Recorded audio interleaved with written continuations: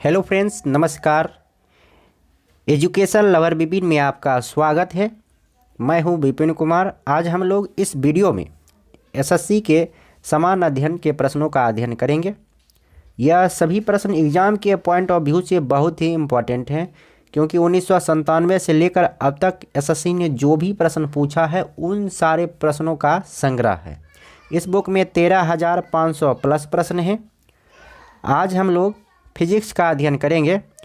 Physics में आज जो टाइप होगा वो टाइप 4 होगा। चौथे टाइप का अध्ययन करेंगे। इससे पहले टाइप 1, टाइप 2 और टाइप 3 तीनों टाइप के प्रश्नों का अध्ययन कर चुके हैं। और उससे पहले हम लोग हिस्ट्री के सभी प्रश्नों का अध्ययन किया है, जिसमें एंशिएंट हिस्ट्री, मिडाइवल और मॉडर्न हिस्ट्री के सभी प्रश्नों को देख चुके हैं। अगर आपने नहीं देखा है तो चैनल के प्लेलिस्ट से देख सकते हैं। चलिए, आज जो हम लोग पढ़ेंगे टाइप 4, तो देखते हैं टाइप 4 में कौन से प्रश्न होंगे और किस टॉपिक से संबंधित होंगे। और साइंस का जो भी वेटेज होता है वो ज़्यादा होता है, लगभग 30% जो सर्वाधिक होता है। चलिए, अब अगला कौन सा टॉपिक पढ़ेंगे। देखिए, ये है फिजिक्स। फिजिक्स में टाइप 1, टाइप 2 और उसके बाद देखिए ये टाइप 3 का प्रकाशिकी यानी ऑप्टिक्स से संबंधित प्रश्न था 142, उसे भी पढ़ चुके हैं। आज हम लोग वैद्युतिकी और चुंबकत्व का अध्ययन करेंगे। इससे संबंधित जो भी प्रश्न बनते हैं उसे पढ़ने का प्रयास करेंगे। तो चलिए स्टार्ट करते हैं। इसमें टोटल 126 प्रश्न होंगे, यानी 125 प्लस प्रश्न हैं। एक एक करके समझने का प्रयास करते हैं। पहला प्रश्न है, निम्नलिखित में से उस युक्ति यानी डिवाइस को क्या कहा जाता है जो एसी को डीसी में परिवर्तित कर देती है। तो इसका सही जवाब हो जाएगा दृष्टिकारी या परिशोधक। अगला प्रश्न है क्वेश्चन नंबर 2, स्थिर वैद्युत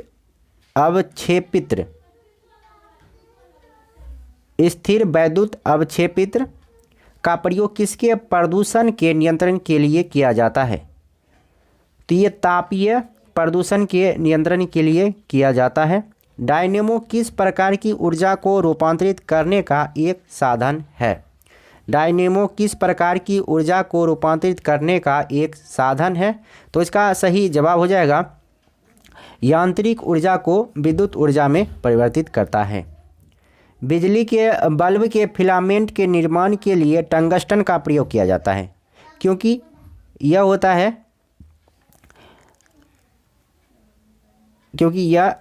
इसका गलनांक बहुत ऊंचा होता है। बिजली के बल्ब के फिलामेंट के निर्माण के लिए इस्तेमाल क्यों किया जाता है, तो क्योंकि इसका गलनांक बहुत ऊंचा होता है, इसीलिए।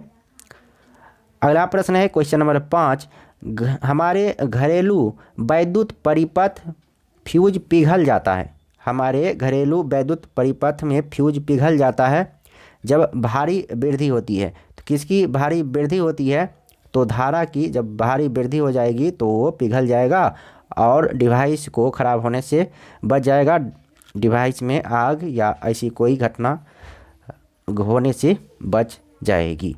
अगला प्रश्न है, देखिए ये प्रश्न बहुत ही इम्पोर्टेंट था, क्योंकि एसएससी टैक्स असिस्टेंट यानी इनकम टैक्स में पूछा गया था। देखिए उसके बाद देखिए कितना एग्ज़ाम में पूछा गया है। तो क्वेश्चन रिपीट होते हैं बार बार, इसलिए कोई प्रीवियस ईयर क्वेश्चन सभी एग्ज़ाम के लिए महत्वपूर्ण होता है, चाहे जो भी एग्ज़ाम हो, बीपीएससी, यूपीएससी, यूपीपीसीएस, जो भी एग्ज़ाम है तो उसके प्रीवियस ईयर ज़्यादा इम्पॉर्टेंट होता है, इसलिए प्रीवियस ईयर को लगाना मत भूलिए। अगर जो पहले से पढ़े हैं तो ये प्रैक्टिस खुद से आंसर देने का प्रयास कीजिए कि आप दे पा रहे हैं कि नहीं। टोटल 126 प्रश्नों का अभ्यास हो जाएगा फिजिक्स से। तो चलिए अगला प्रश्न देखते हैं, प्रकाश विद्युत सेल बदलता है।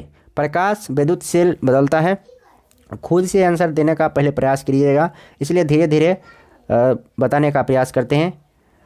तो इसका सही जवाब हो जाएगा प्रकाश ऊर्जा को विद्युत ऊर्जा में।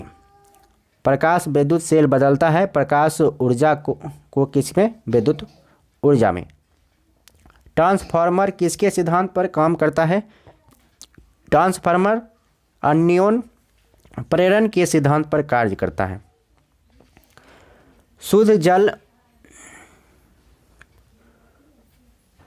जल विद्युत का कुचालक है क्योंकि यह शुद्ध जल विद्युत का कुचालक है क्योंकि यह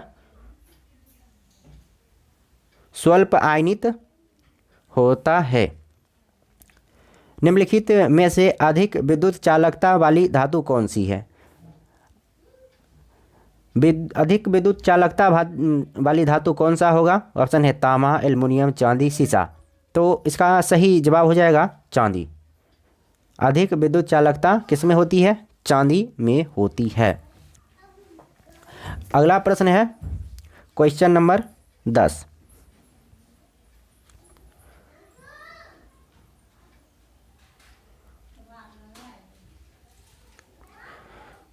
क्वेश्चन नंबर 10 है, निम्न में से कौन सा विद्युत का चालक है? तो विद्युत का चालक कौन है?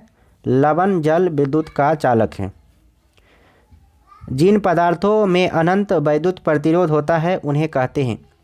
जिन पदार्थों में अनंत वैद्युत प्रतिरोध होता है उसे क्या कहा जाता है? विद्युत रोधी कहा जाता है। ल्यूमेन एकक है। ल्यूमेन क्या है? तो ल्यूमेन है ज्योति फ्लक्स की इकाई। वे पदार्थ जो चुंबक से कम प्रतिकर्षित होते हैं, वे पदार्थ जो चुंबक से कम प्रतिकर्षित होते हैं क्या कहलाते हैं? तो वे कहलाते हैं प्रतिचुंबकीय पदार्थ। निम्नलिखित में ऊष्मा का अच्छा चालक लेकिन विद्युत का खराब चालक कौन सा है? ऊष्मा का अच्छा चालक लेकिन विद्युत का खराब चालक कौन सा है? तो ये है अभ्रक। ऊष्मा का अच्छा चालक लेकिन विद्युत का खराब चालक क्या है? अभ्रक। निम्नलिखित पदार्थों में से किसके लिए ताप में वृद्धि से प्रतिरोध कम हो जाता है? निम्नलिखित पदार्थों में से किसके लिए ताप में वृद्धि से प्रतिरोध कम हो जाता है? तो इसका सही जवाब हो जाएगा नाइक्रोम। माइक्रोफोन एक उपकरण है जो रूपांतरित करता है। माइक्रोफोन एक उपकरण है जो रूपांतरित करता है ध्वनि सिग्नल को धारा सिग्नल में। विद्युत चुंबकीय विकिरण के लिए उनके बढ़ते हुए तरंगदैर्घ्य के क्रम में सही विन्यास बनाइए। विद्युत चुंबकीय विकिरण के लिए बढ़ते हुए तरंगदैर्घ्य के क्रम में सही विन्यास क्या होगा? तो एक्स किरणें, उसके बाद अवरक्त और दृश्य और सबसे ज़्यादा सूक्ष्म तरंग। अगला प्रश्न है क्वेश्चन नंबर 18। फैराड किसकी इकाई है? फैराड किसकी इकाई है? धारिता, विद्युत धारिता की इकाई है फैराड। किसी विद्युत अपघट्य की असंलग्नता का स्तर किस पर निर्भर करता है? किस पर निर्भर है? किसी विद्युत अपघट्य की असंलग्नता का स्तर किस पर निर्भर है? तो यह है तनुता पर निर्भर। धारा का वहन करने के समय सुचालक कैसा होता है? धारा का वहन करने के समय सुचालक कैसा होता है? तो ये ऋणात्मकता आवेशित होता है। तंतु प्रकार के प्रकाश बल में प्रयोग की गई अधिकांश विद्युत शक्ति प्रकट होती है। अधिकांश विद्युत शक्ति प्रकट होती है अवरक्त किरणों के रूप में। ओम का नियम निम्न में से किसके बारे में सही है? ओम का नियम किसके बारे में सही है? सही जवाब हो जाएगा चालक के बारे में सही है। चुंबकन की विधि क्या है? चुंबकन की विधि क्या है? सही जवाब हो जाएगा चुंबक पर प्रहार करना। चुंबक पर प्रहार करना चुंबकन की विधि है। चुंबक रक्षक किसके टुकड़े होते हैं? चुंबक रक्षक किसके टुकड़े होते हैं? चुंबक रक्षक नरम लोहा के टुकड़े होते हैं। धारावाहक चालक किससे संबंध होता है? धारावाहक चालक किससे संबंध होता है? तो इसका सही जवाब हो जाएगा विद्युत चुंबकीय क्षेत्र से संबंध होता है। अगला प्रश्न है देहली आवृत्ति कैसी आवृत्ति है? देहली आवृत्ति कैसी आवृत्ति है? तो इसका सही जवाब हो जाएगा जिसके नीचे बोल्टता के साथ साथ प्रकाश धारा घटती है। टेस्ला चुंबकीय डैश यूनिट है। टेस्ला चुंबकीय डैश का यूनिट है, तो इसका सही जवाब हो जाएगा, सॉरी इसका क्या जवाब हो गया था, कितना नंबर प्रश्न था, 1 मिनट 25, ये 26 होना चाहिए, 26। दहली आवृत्ति कैसी आवृत्ति है? Question number 26। तो इसका सही जवाब हो जाएगा ऑप्शन 3, जिसके नीचे प्रकाश विद्युत उत्सर्जन संभव नहीं होता है। अगला प्रश्न है क्वेश्चन नंबर 27। टेस्ला चुंबकीय डैश का यूनिट है। तो टेस्ला यूनिट है क्षेत्र का, चुंबकीय क्षेत्र का यूनिट है टेस्ला। एक चालक में संयोजकता बैंड और चालन बैंड एक दूसरे पर अतिव्याप्ति करते हैं। प्रतिरोध R का एक तार n बराबर भागों में काटा गया, फिर इन भागों को समांतर जोड़ा गया, संयोजन तुल्य प्रतिरोध होगा। तो संयोजन तुल्य प्रतिरोध कितना होगा? R/n² होगा। प्लांक नियतांक की यूनिट है, प्लांक नियतांक की यूनिट है जूल सेकेंड। यदि R प्रतिरोध का एक तार पिघलाया जाता है, यदि R प्रतिरोध का एक तार पिघलाया जाता है और उसे उसकी लंबाई के आधे भाग तक पुनः ढाला जाता है, तो तार का नवीन प्रतिरोध कितना होगा? तार का नवीन प्रतिरोध R/4 होगा। लक्ष्य इकाई है, लक्ष्य किसकी इकाई है? लक्ष्य इकाई है प्रदीप्ति की इकाई लक्ष्य है। अगला प्रश्न है फ्लेमिंग के दाएं हाथ के नियम का प्रयोग किसकी दिशा का पता लगाने के लिए किया जाता है? फ्लेमिंग के दाएं हाथ के नियम का प्रयोग किसकी दिशा का पता लगाने के लिए किया जाता है? तो इसका सही जवाब हो जाएगा प्रेरित धारा। विद्युत शक्ति की इकाई क्या है? विद्युत शक्ति की इकाई क्या है? तो वाट है। विद्युत शक्ति की इकाई वाट है। मानव शरीर का प्रतिरोध शुष्क दशा में लगभग कितना होता है? मानव शरीर का प्रतिरोध शुष्क दशा में कितना होता है? तो देखिए इसमें से कोई नहीं होगा। अगला प्रश्न है कुछ पदार्थों का अति निम्न तापमान पर विद्युत प्रतिरोध पूर्णतः समाप्त हो जाता है। इन पदार्थों को क्या कहा जाता है? इन पदार्थों को कहा जाता है अतिचालक। कुछ पदार्थों का अति निम्न तापमान पर विद्युत प्रतिरोध पूर्णतः समाप्त हो जाता है। इन पदार्थों को कहा जाता है अतिचालक। सोनोग्राफी मुख्यतः प्रयुक्त तरंगे हैं। सोनोग्राफी प्रमुख तरंगे हैं ध्वनि तरंगे। हर्ट्ज क्या मापने की यूनिट है? हर्ट्ज क्या मापने की यूनिट है? तो ये तरंगों की आवृत्ति मापने की यूनिट है। आदर्श वोल्टमीटर की प्रतिरोधकता कितनी होती है? आदर्श वोल्टमीटर की प्रतिरोधकता असीमित होती है। जब किसी कुंडली में कुंडलों की संख्या कुंडली की लंबाई में कोई परिवर्तन किए बिना तिगुनी कर दी जाती है, तो उसका प्रेरकत्व कितना हो जाता है? उसका प्रेरकत्व 9 गुना हो जाता है। अगला प्रश्न है विषम मिश्रण से लोहे की परत को किस तकनीक से पृथक किया जा सकता है? विषम मिश्रण से लोहे की परत किस तकनीक से पृथक किया जा सकता है? तो यह है होगा चुंबकीकरण। इस्पात के गोले में पदार्थ की मात्रा उसका क्या होती है? इस्पात के गोले में पदार्थ की मात्रा उसका क्या होती है? तो इसका सही जवाब हो जाएगा द्रव्यमान। प्रतिरोधकता की यूनिट क्या है? प्रतिरोधकता की यूनिट क्या होता है? सही जवाब हो जाएगा वोल्ट प्रति एम्पीयर। अगला प्रश्न है मानव स्थितियों में सतत वोल्टता पर डिस्ट विद्युत धारा के स्रोत के रूप में विद्युत रासायनिक सेल का प्रयोग किया जाता है बैटरी में। अगला प्रश्न है बिजली गिरने से होने वाले नुकसान से बचाव के लिए ऊंची इमारतों पर त्वरित चालक लगाए जाते हैं। त्वरित चालक, तो ये त्वरित चालक तांबे जैसे अच्छे चालक से बनाए जाने चाहिए जिसके पैने किनारे हो। हाइड्रोफोन उपकरण किस में हुए परिवर्तन को दर्शाता है? तो ये पानी के अंदर ध्वनि परिवर्तन को दर्शाता है। अगला प्रश्न है क्वेश्चन नंबर 47।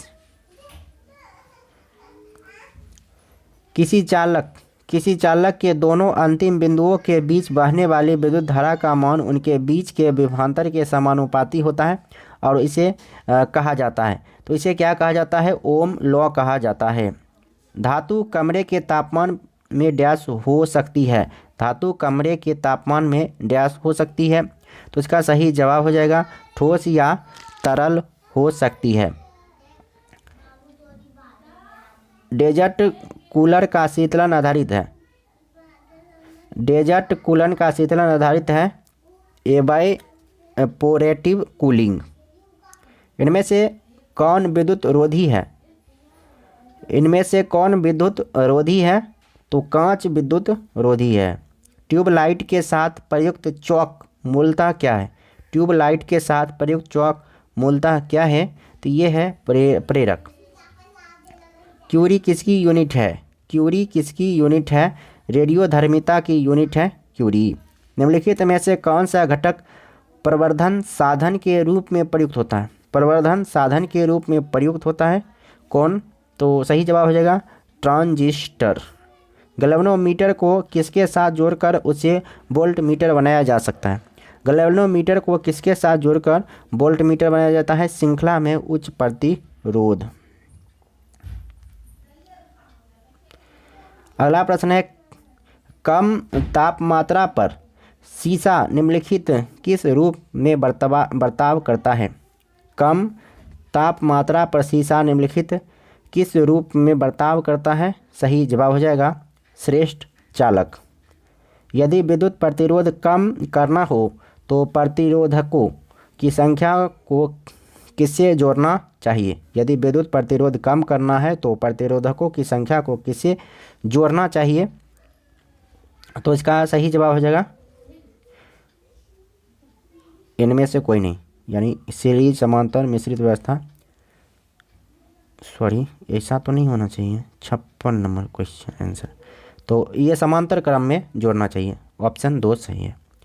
अगला प्रश्न है बिजली के हीटर में कौन सी सामग्री प्रयुक्त होती है? बिजली के हीटर में नाइक्रोम प्रयुक्त होती है। क्वेश्चन नंबर 58 है किसी आवेशित संवाहक पदार्थ में विद्युत शक्ति कहाँ रहती है? किसी आवेशित संवाहक पदार्थ में विद्युत शक्ति कहाँ रहती है? तो ये रहती है बाहरी सतह पर रहती है। निम्नलिखित में से ओम चालक कौन सा है? ओम चालक कौन सा है? तो इसका सही जवाब होगा सिल्वर। डिश धारा की आवृत्ति डैश है। डिश धारा की आवृत्ति कितनी होती है? डिश धारा की आवृत्ति होती है 0 और घर में जो आवृत्ति होती है घरेलू के लिए उसे वो 50 हर्ट्ज होता है। अगला प्रश्न है प्रकाश विद्युत प्रभाव उत्पन्न करने के लिए जिस धातु का प्रयोग कैथोड की तरह किया जाता है उसका निम्न क्रियाशीलता होनी चाहिए। हीरा विद्युत प्रवाहित नहीं करता है क्योंकि हीरा विद्युत प्रवाहित नहीं करता है, इसका कारण क्या है? तो इसका कारण है इसमें कोई स्वतंत्र इलेक्ट्रॉन नहीं होता है। ट्रांजिस्टर के किस में होने की अधिकांशतः संभावना होती है? ट्रांजिस्टर के किस में होने की अधिकांशतः संभावना होती है? तो इसका सही जवाब हो जाएगा श्रव्य उपकरण। जल विद्युत केंद्र में टरबाइन किससे चलती है? जल विद्युत केंद्र में टरबाइन किससे चलती है? तो सही जवाब हो जाएगा पानी के बहने से चलती है। निम्नलिखित में से कौन सी विद्युत चुंबकीय तरंग नहीं है? विद्युत चुंबकीय तरंग कौन सी नहीं है? तो सही जवाब हो जाएगा कैथोड रे विद्युत चुंबकीय तरंग नहीं है, जबकि एक्स रे, आर रे और इंफ्रारेड ये विद्युत चुंबकीय तरंग है। निम्नलिखित में से कौन सा अच्छा विद्युत चालक है? अच्छा विद्युत चालक कौन सा है? तो ग्रेफाइट अच्छा विद्युत चालक है। निम्नलिखित में से कौन सा घटक एकीकृत परिपथ से के भीतर नहीं बन सकता? निम्नलिखित में से कौन सा घटक एकीकृत परिपथ के भीतर नहीं बन सकता? तो सही जवाब हो जाएगा ट्रांसफार्मर। विद्युत चुंबक किससे बनती है? विद्युत चुंबक बनती है नरम लोहा से। विद्युत चुंबक किससे बनती है? नरम लोहा से बनती है। बिजली संचरण के लिए लोहे के तारों के बजाय प्रायः तांबे के तार प्रयुक्त होते हैं, क्योंकि लोहे की अपेक्षा तांबा बेहतर बिजली सुचालक होता है। ऑप्शन 3 सही है। अगला प्रश्न है, सौर सेलों के जिस समूह को एक निश्चित पैटर्न में एक साथ जोड़ दिया जाता है उसे क्या कहते हैं? तो उसे कहा जाता है सौर cell panel. 1 nanometer dash meter के तुल्य होता है। 1 नैनोमीटर 10⁻⁻9 मीटर के तुल्य होता है, यानी 10⁻⁻⁹। आपेक्षिक घनत्व की इकाई क्या है? आपेक्षिक घनत्व की इकाई क्या है? तो इसकी कोई इकाई नहीं होती है। आपेक्षिक घनत्व की कोई इकाई नहीं होती है। किसी विद्युत परिपथ में फ्यूज किसमें जुड़ा होता है? किसी विद्युत परिपथ में फ्यूज किसमें जुड़ा होता है? तो ये फ्यूज जुड़ा होता है लाइव से सीरीज में, यानी विद्युत में से सीरीज में।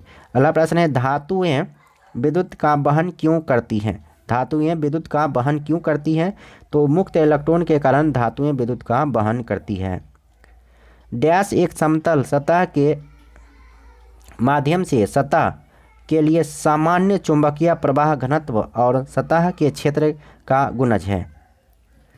तो ये है चुंबकीय प्रवाह। चुंबकीय प्रवाह एक समतल सतह के माध्यम से सतह के लिए समान चुंबकीय प्रवाह घनत्व और सतह के क्षेत्र का गुणज है। डैश कहता है कि किसी जंक्शन में प्रवेश करने वाली कुल धारा उस जंक्शन को छोड़ने वाली कुल धारा के बराबर होती है। तो इसका सही जवाब क्या हो जाएगा? इसका सही जवाब होगा किरचॉफ का प्रथम नियम। निम्नलिखित में से किस एक की इकाई मैक्सवेल है? किसकी इकाई मैक्सवेल है? चुंबकीय फ्लक्स की इकाई मैक्सवेल होता है। इलेक्ट्रिक हीटर कॉइल के निर्माण में किस पदार्थ का उपयोग किया जाता है? इलेक्ट्रिक हीटर कॉइल के निर्माण में किस पदार्थ का उपयोग किया जाता है? नाइक्रोम का प्रयोग किया जाता है। निम्नलिखित में से कौन सा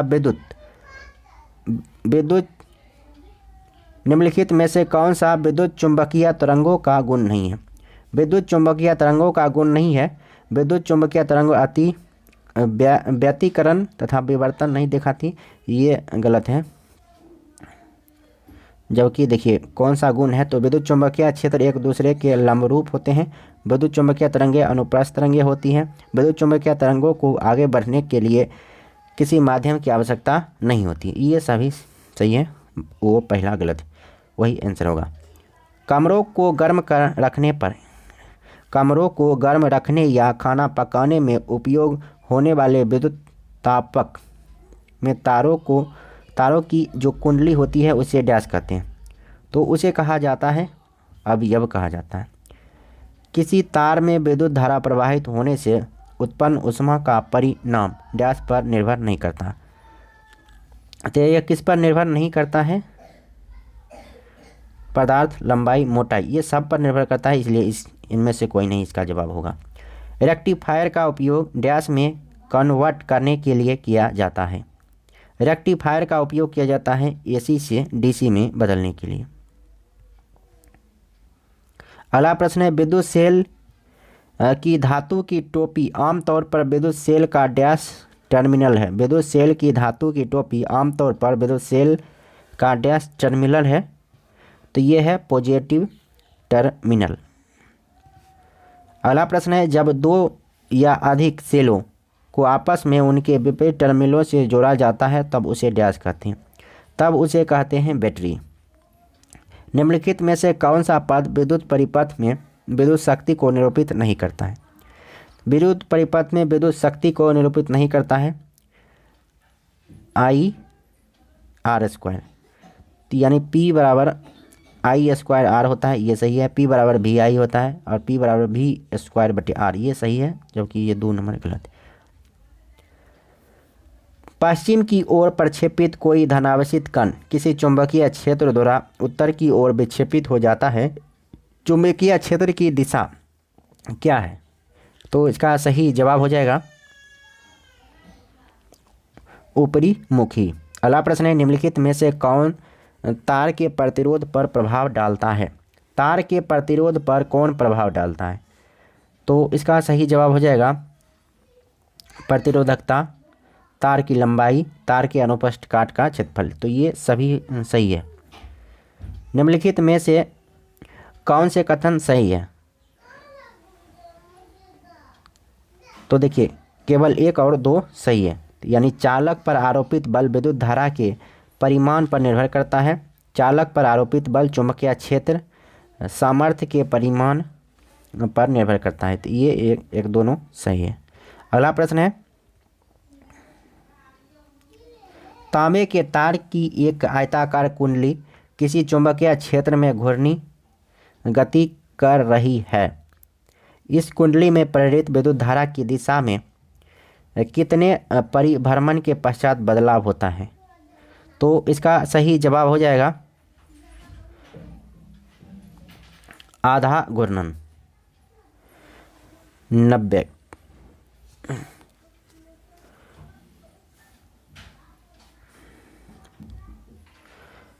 प्रश्न है, चुंबक निम्नलिखित में से कौन सा कथन सही है? निम्नलिखित में से कौन सा कथन सही है? तो देखिए सभी कथन सही है। चुंबकीय क्षेत्र में परिवर्तन से प्रेरित धारा उत्पन्न होती है। चालक में प्रवाहित धारा चुंबकीय क्षेत्र उत्पन्न करती है। कुंडली से संबंधित चुंबकीय क्षेत्र चालक तथा कुंडली के मध्य आपेक्षिक गति के कारण हो सकता है। तो ये सभी सही है, ऑप्शन 4 सही होगा। अगला प्रश्न है, जब दो प्रतिरोधी R1 और R2 को श्रेणी में जोड़ा जाता है तो उनका तुल्य प्रतिरोध क्या होगा?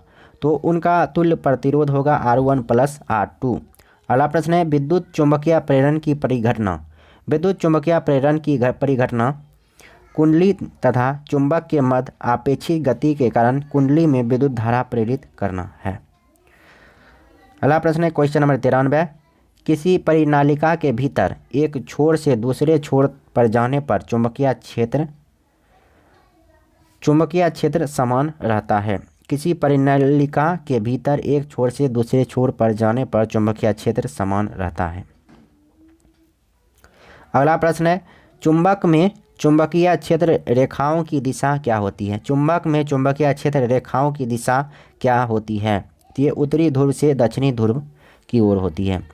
जब कुंडली के गति की दिशा विद्युत चुंबकीय क्षेत्र की दिशा के लंबवत होती है तो उत्पन्न प्रेरित धारा का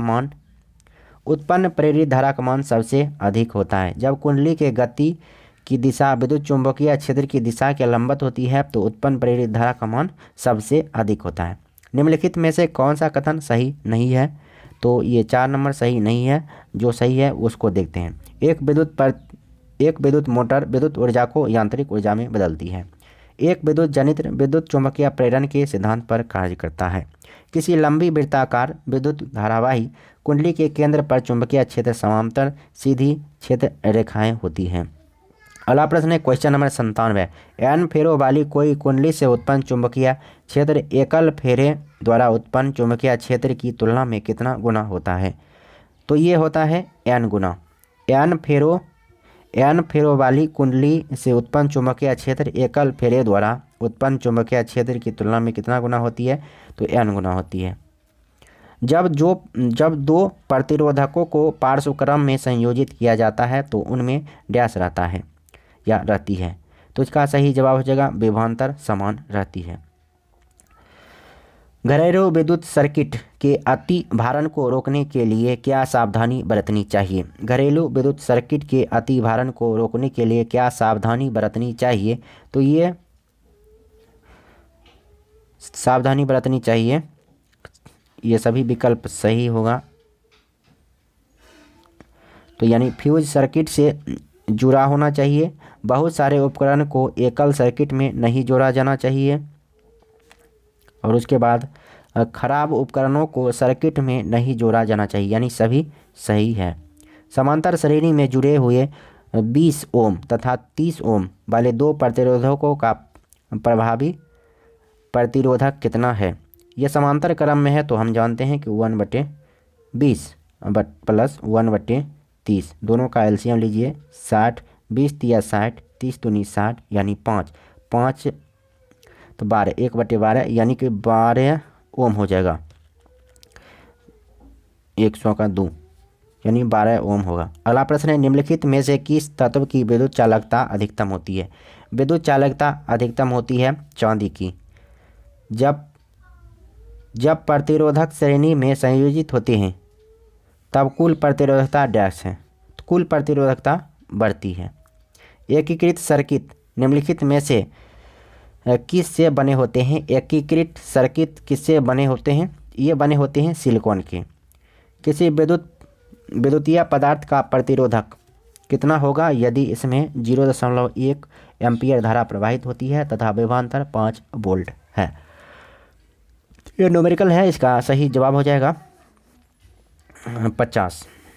किसी विद्युतीय प्रतिरोधक कितना होना चाहिए? तो देखिए इसके लिए क्या पूछ रहा है, V बराबर IR। तो जिसमें R पूछ रहा है तो V दिया हुआ है, V कितना दिया हुआ है 5 दिया हुआ है और I दिया हुआ है 0.1। तो ये गुणम है तो भाग में चलेगा 0.1, ये दशमलव हटाएंगे तो 0 ऊपर चले जाएगा यानी 50 सही। किसी तार का प्रतिरोधक ज्ञात करें जिसकी लंबाई 8 मीटर, अनुप्रस्थ का क्षेत्रफल 2 मीटर तथा यह तार जिस पदार्थ का बना है उसकी प्रतिरोधकता 120 ओम है। तो ये भी न्यूमेरिकल है, तो इसका सही जवाब हो जाएगा 4.8। 900 ओम प्रतिरोधक वाले किसी तापक से कितनी ऊष्मा उत्पन्न होगी यदि इनमें 0.3 एम्पीयर की धारा 10 सेकेंड के लिए प्रवाहित होती है? तो इसका निकालने के लिए H बराबर I² RT होता है। H बराबर I² RT रखते हैं तो H बराबर I², तो I कितना है 0.3 यानी 0.3 गुना 0.3 I² R है 900, तो ये 900 हो गया। उसके बाद T है यानी 10 सेकेंड, तो 10 गुना कर दीजिए और उसके बाद देखिए 2 दशमलव तो 100 नीचे आया, तो ये 2 से 2 0 ख़त्म। अब देखिए गुना कर दीजिए 9 तिया 27,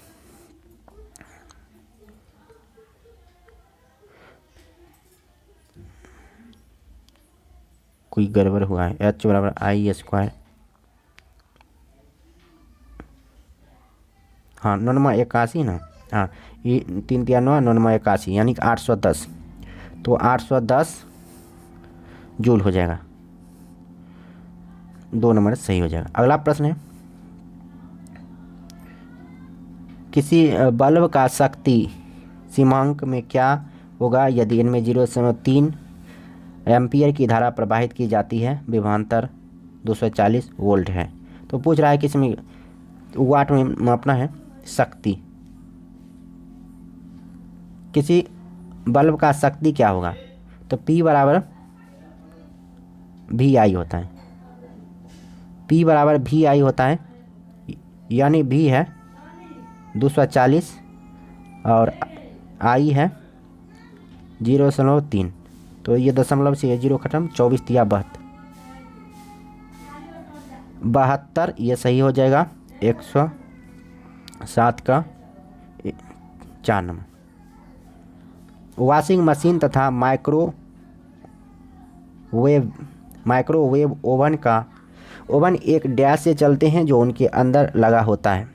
वॉशिंग मशीन तथा माइक्रोवेव ओवन डैश से चलते हैं जिस उनके अंदर लगा होता है, तो इसका सही जवाब हो जाएगा इलेक्ट्रॉनिक साधन। अगला प्रश्न है, ये 10,000 ओम प्रतिरोधक वाले विद्युतीय पदार्थ में 0.1 एम्पीयर की धारा 25 सेकेंड तक प्रवाहित करने पर कितनी ऊष्मा उत्पन्न होगी? तो ये होगी 250 जूल। किसी विद्युतीय पदार्थ का प्रतिरोधक में कितना होगा यदि 0.2 धारा प्रवाहित होगी? विभवांतर 8 वोल्ट है। तो इसमें भी वही बात है, V बराबर आई आर निकालिए, V बराबर आई आर। तो V दिया हुआ 8 और I दिया है 0.2 और R जितना होगा तो ये दशमलव, यानी 80, ये 40 आंसर ए नंबर। अगला प्रश्न है 4 वोल्ट विभवांतर के दो बिंदुओं के बीच 20 कूलम आवेश ले जाने के लिए कितना कार्य जूल करना पड़ेगा। तो ये देखिए W बराबर होता है, इसका फॉर्मूला W बराबर V Q होता है। तो दोनों गुना कर दीजिए, 20 चौक 80 आंसर हो जाएगा। किसी विद्युतीय पदार्थ का प्रतिरोधक यानी प्रतिरोध कितना होगा यदि इसमें 0.4 एम्पियर धारा प्रवाहित होती है और विभवांतर 12 वोल्ट है। तो ये भी होगा V बराबर आई आर, आप जानते हैं V बराबर आई आर। तो R निकालना है तो इसमें भाग दे दीजिए, 12 में 0.4 से भाग दीजिए तो 30 आंसर, 112 का 4। अगला प्रश्न है 800 ओम प्रतिरोधक वाले विद्युतीय पदार्थ में 0.2 एम्पियर की धारा 40 सेकंड तक प्रवाहित करने पर किस्म उष्मा यानी जूल में उत्पन्न होगी। तो H बराबर आई स्क्वायर आर टी, तो आई स्क्वायर, तो आई कितना है 0.2, आई स्क्वायर आर कितना है 800 और टी है 40 सेकेंड। तो देखिए अब गुना कर दीजिए, ये 2 दशमलव है तो 2 जीरो ख़त्म, 2 दूनी 4, 8 चौक 32, 32 चौक 8, 128 आंसर है, हाँ है जी 1280, क्योंकि एक जीरो इधर है तो बी आंसर 113 का 2। अगला प्रश्न है ये, अगला प्रश्न है निम्नलिखित में से कौन सी विद्युत चुंबकीय तरंग की तरंगदैर्घ्य सबसे कम होती है। विद्युत चुंबकीय तरंग की तरंगदैर्घ्य सबसे कम होती है गामा किरण की। अगला प्रश्न है किसी तार का प्रतिरोध ज्ञात करें जिसकी लंबाई 10 मीटर, अनुप्रस्थ काट का क्षेत्रफल 1 वर्ग सेंटीमीटर तथा यह जिस पदार्थ का बना है उसकी प्रतिरोधकता 100 ओम। तो इसका सही जवाब हो जाएगा 10। ये बड़ा लंबा में बनेगा तो छोड़िए। किस प्रकार के विद्युत चुंबकीय विकिरण के तरंग दैर्घ्य की परास 10⁻⁻11 से 10⁻⁻8 मीटर है। तो इसका सही जवाब हो जाएगा 4 नंबर एक्स किरणें। किसी बल्ब का शक्ति सीमांकन क्या होगा यदि इसमें 0.1 एम्पियर की धारा प्रवाहित की जाती है, विभवांतर 250 वोल्ट है। शक्ति सीमांकन यानी वाट कितना होगा, W बराबर P बराबर होता है इसका, P बराबर VI। तो V दिया हुआ है 250, सॉरी P 250 और I दिया हुआ है 0.1। तो दशमलव उड़ेगा 10 नीचे तो ये यानी 25 आंसर सही हो जाएगा, 25 हाँ 117 का 3। अगला प्रश्न है 118 सीमेंस किसकी इकाई है। सीमेंस किसकी इकाई है, सीमेंस इकाई है विद्युत चालकत्व का। चुंबकीय क्षेत्र की माप की इकाई क्या है, चुंबकीय क्षेत्र की माप की इकाई क्या है, तो ये टेस्ला है। विद्युत प्रतिरोध की एसआई इकाई क्या है, विद्युत प्रतिरोध की एसआई इकाई है ओम है। फ्लेमिंग के बाएं हाथ के नियम में कौन सी उंगली वर्तमान की दिशा दिखाती है, तो ये दिखाती है अंगूठा। भौतिकी का कौन सा नियम बताता है कि जब दो विद्युत आवेशों के बीच दूरी दोगुनी हो जाती है तो उनके बीच बल उनके पूर्व के मान से 1/4 तक कम हो जाता है। तो इसका सही जवाब हो जाएगा कूलम का नियम। अगला प्रश्न है, अब बहुत कम प्रश्न बचा है। घरेलू विद्युत परिपथ में प्रयोग किए जाने वाले फ्यूज के लिए मूल्यांकन यानी रेटिंग डैश के आधार पर प्रदान की जाती है। तो ये प्रदान की जाती है विद्युत धारा के आधार पर। विद्युत वाहक बल को मापने के लिए निम्नलिखित में से किस उपकरण का उपयोग किया जाता है। विद्युत वाहक बल को मापने के लिए पोटेंशियोमीटर का उपयोग किया जाता है। इलेक्ट्रॉन वोल्ट डैश की इकाई है, इलेक्ट्रॉन वोल्ट है ऊर्जा की इकाई। निम्नलिखित में से कौन सा कथन सही है? तो ये है किसी भी समृद्ध सतह के माध्यम से शुद्ध चुंबकीय प्रवाह शून्य होता है। ऑप्शन 3 सही है। तो इस वीडियो में इतना ही। अब फिर मिलते हैं नेक्स्ट वीडियो में, और नेक्स्ट वीडियो में टाइप 5 के प्रश्नों का अध्ययन करेंगे। टाइप 5 में मात्र 33 प्रश्न है, टाइप 6 में 14 प्रश्न है, और टाइप 7 में मात्र 9 प्रश्न है। तो यानी कि 5, 6 और 7 ये तीनों टाइप का एक ही वीडियो में कवर करने का प्रयास करेंगे, क्योंकि 33, 14 और 9 जोड़िए तो बहुत ही 100 भी नहीं पुरता है। तो इसलिए तीनों का टाइप का एक ही वीडियो में कवर हो जाएगा, यानी कल हो जाएगा। तो उसके बाद हम फिर केमिस्ट्री को स्टार्ट करेंगे, फिर उसके बाद बायोलॉजी को, फिर उसी के बाद फिर नया जो इम्पोर्टेंट होगा यानी कि ज्योग्राफी को, फिर पॉलिटी को, उसके बाद एस्थेटिक्स को धीरे धीरे करके पूरे समाप्त करेंगे, पूरे कंप्लीट करने का प्रयास करेंगे। तो इसलिए जुड़े रहिए। अगर चैनल पर नए हैं तो चैनल को सब्सक्राइब कर लीजिए, और अपने दोस्तों को भी बताइए कि अगर प्रैक्टिस करना चाहते हैं तो इस चैनल से जुड़िए। लगातार प्रैक्टिस करवाएंगे, और जितना ज़्यादा सपोर्ट कीजिएगा उतना अधिक से अधिक हम वीडियो लाने का प्रयास करेंगे। हम भी व्यस्त रहते हैं बहुत, भले आप चैनल का सब्सक्राइबर कम देखते हैं, इसका अर्थ ये नहीं है चैनल पर काम नहीं करते हैं तो दूसरा काम नहीं है। बहुत सारा काम है, फिर भी समय निकालते हैं 1 घंटा एक वीडियो आपके लिए। तो जितना सपोर्ट ज़्यादा कीजिएगा तो इसी पर फिर हम ज़्यादा मेहनत करने का प्रयास करेंगे। धन्यवाद, नमस्कार, वंदे मातरम, जय हिंद, बाय।